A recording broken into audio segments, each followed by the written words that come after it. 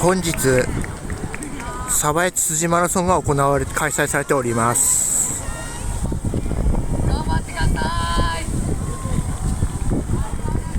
あと少しです。そんな私は何キロに出たかというと、今回も5キロに出場いたしました。頑張ってください。頑張って。あと少しです。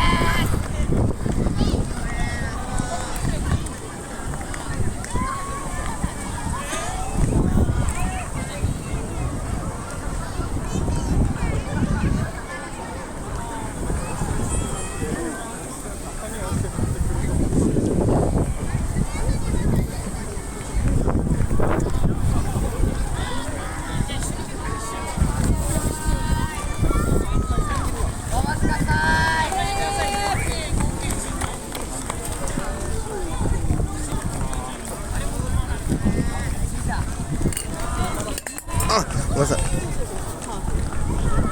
頑張ってください。頑張ってください。あと少しですよ。頑張ってください。10キロの V チェックゴールしました、東京都今野くん、頑張ってください。おめでとうございます。あと少しですよ。あと少しですよ。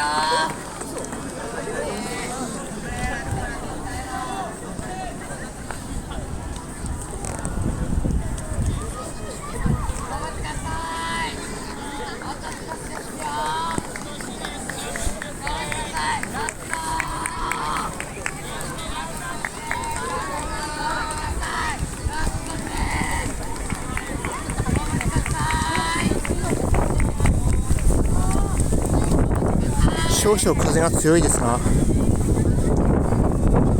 無事私は走り15分経ちました。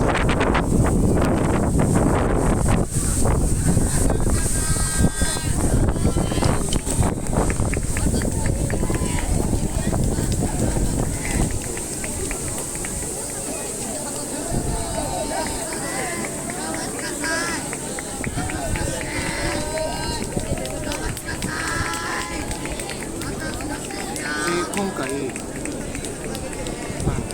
私自身がもうめちゃくちゃ忙しくて、